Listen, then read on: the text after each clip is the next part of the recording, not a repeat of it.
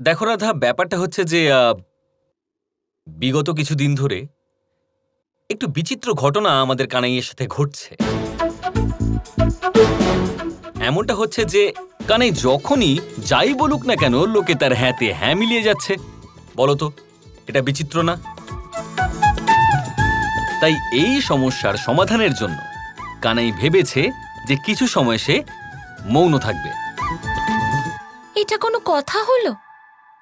না ভেবে চিন্তে হ্যাঁতে হ্যাঁ মেলাচ্ছে লোকেরা। মূর্খতার একটা সীমা থাকে।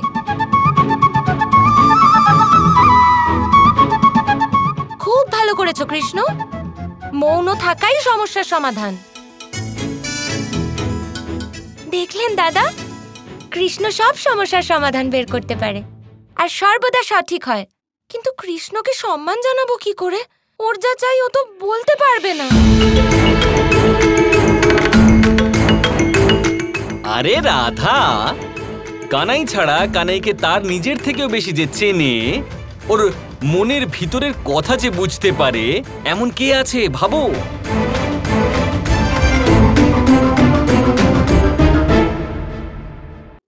সে কে? আরে আমি রাধা, আমি। আরে হ্যাঁ দাদা, এটা তো আমি ভাবিনি। কৃষ্ণের সবচেয়ে বেশি কি ভালো লাগে এটা আপনার থেকে ভালো কে জানবে? হ্যাঁ দাদা, হ্যাঁ কৃষ্ণ কিছু বলছে। হ্যাঁ হ্যাঁ, তো ঠিক আছে না, আমি আছি তো। তুমি এখানেই থাকো, আমি এখনই আসছি।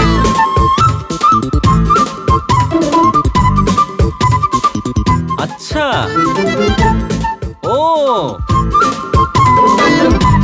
ব্যাস, আমি বুঝে গেছি। এবারে আমি রাধাকে ভালোভাবে বুঝিয়ে দেব যে কানাই কি বলতে চাইছে। ব্যাপারটা হচ্ছে যে কানাই বলতে চাইছে যে ওর সম্মানের জন্য একটা বড় মিছিল বার করা হোক। ওকে একটা রথে বসিয়ে ফুল দিয়ে সাজিয়ে পুরো গ্রামে ঘোরানো হোক। আরে বাহ দাদা, এতে তো ভীষণ মজা হবে। হ্যাঁ, তা তো ঠিক।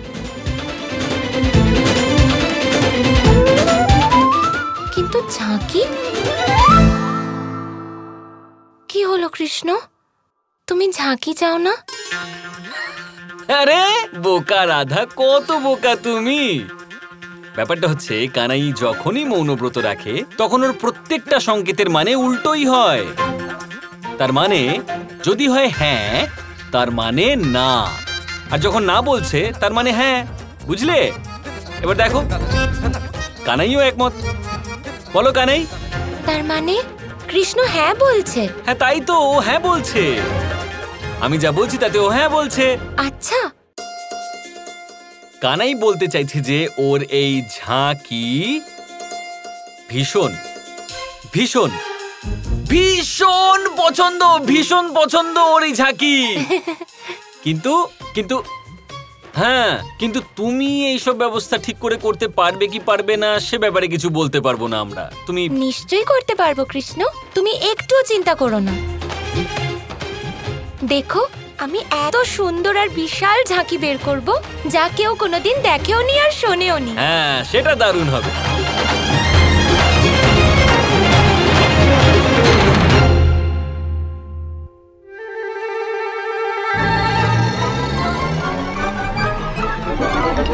বাবা, কাকা, আমি ভেবে নিয়েছি আমরা কৃষ্ণের সম্মানের জন্য কি করব। আমি সব ভেবে নিয়েছি। কি করবে? আমরা কৃষ্ণের সম্মানে একটা বিশাল মিছিল বের করব। আর আমার আপনাদের কাছে অনুরোধ, সেই রথের সারথি হবেন আপনারা দুজন। আমরা দুজনে? হ্যাঁ, তাই তো। কৃষ্ণ বর্ষণার বৃন্দাবনবাসীর প্রাণ রক্ষা করেছে, আর আপনারা দুজন গ্রামের প্রধান। তাই তার কাছে কৃতজ্ঞতা জানাবার জন্য এর থেকে ভালো উপায় আর কি হতে পারে বাবা?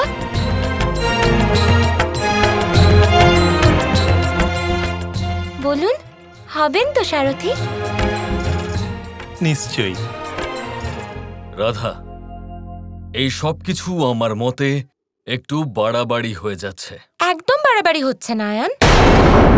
এই মিছিল বেরোবে, আর ওর কাছে কৃতজ্ঞতা জানাবার জন্য আমি ওকে কিছু বিশেষ উপহারও দেব।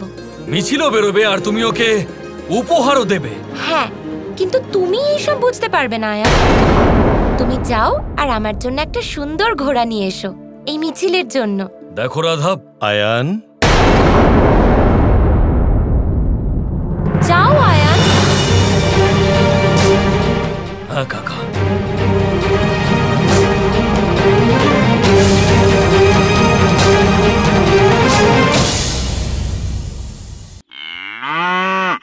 এটা আবার কিরকম নতুন ষড়যন্ত্র কৃষ্ণ? নিজেই নিজের মিছিল বার করছো। না না, এরকম কিছুই করিনি আমি কাউকে কিচ্ছু বলিনি। আমার তো মৌনব্রত চলছে। মৌনব্রত? হ্যাঁ। এইভাবে না, মানে আমি জানতাম না যে মৌনব্রততে মানুষ এত কথা বলে। না না, আপনি ঠিকই জানেন মৌনব্রতয় কিছু বলতে নেই। আমিও কোথায় কিছু বলছি, দেখুন না আমি কিছু বলছি। কোথায় কথা বলছো? ওর মৌনব্রত চলছে, কি করে কথা বলবে ও? তোমার কান ঠিক আছে তো? কালা হয়ে গেছেন, কি করে শুনতে কি পাচ্ছেন? হচ্ছে এই সব? মৌনব্রত মৌনব্রত করে ও তো কথা বলেই যাচ্ছে। কোথায়? আরে কোথায় কথা তুমি তো বলছি? এক্ষুনি বললে। কি বললাম আমি? কৃষ্ণ, আমি কাল মিছিলের সব ব্যবস্থা করে ফেলেছি, আর বাকি ব্যবস্থাও আমি করে ফেলবো, তুমি চিন্তা করো না। তুমি না বলতেই আমি সব বুঝে গেছি। তুমি তোমার মৌনব্রত চালিয়ে যাও। আরে কেমন মৌনব্রত? ও তো কথা বলেই যাচ্ছে। চুপ করো আয়ান। কৃষ্ণ কখনো মিথ্যে বলতেই পারে না, বুঝলে? দেখো রাধা, আমি স্বয়ং ওকে নিজের কানে কথা বলতে শুনেছি। তোমার কান খারাপ হয়ে গেছে। আর এমনিতেও তুমি এখানে কি করছো? আমি তোমাকে বলেছিলাম না একটা সুন্দর ঘোড়া আনার জন্য, এখনো আনোনি। যাও যাও নিয়ে এসো। যাচ্ছি।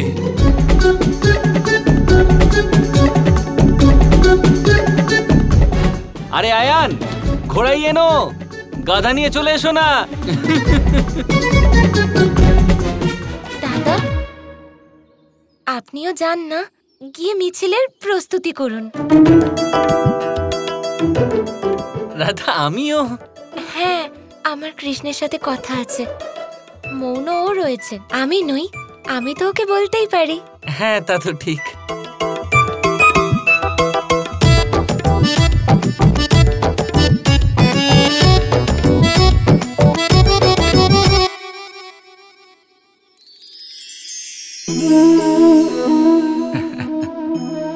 ঘাসের কণা কত ছোট, কত হালকা, এত অবলা যে একে নিয়ে বাগধারা হয়। কিন্তু ভাবুন, যদি এই ঘাসের কণা হাওয়ায় উড়ে এসে আপনার চোখে পড়ে, ভয়ঙ্কর কষ্ট হবে আপনার চোখে। ভাবুন, যদি এই কণা আগুনের ফুলকি হয়ে জ্বলে ওঠে, সমস্ত জঙ্গল পুড়িয়ে ছারখার করতে পারে। এই ছোট ঘাসের কণা। তাই মনে রাখবেন, জীবনে কারোর আকার দিয়ে বিচার করবেন না, আর কখনো নিজের ছোট হওয়া নিয়ে কষ্ট পাবেন না। কারণ ছোট অস্তিত্ব সময় হলে বড় বড় অস্তিত্বকে সমাপ্ত করে দিতে পারে। তাই নিজের থেকে বড়দের সামনে কখনো নিজেকে ছোট মনে করবেন না, আর নিজের থেকে দুর্বলদের কখনো অপমান করবেন না। যে যেমনই হোক, সে তেমনই সুন্দর। এই রচনার সম্মান করতে শিখুন। রাধা রাধা। এবারে তোমার মুখ থেকে কথা শুনতে পারবো। সবার আগে আমার নাম ধরে ডাকো কৃষ্ণ, ডাকো।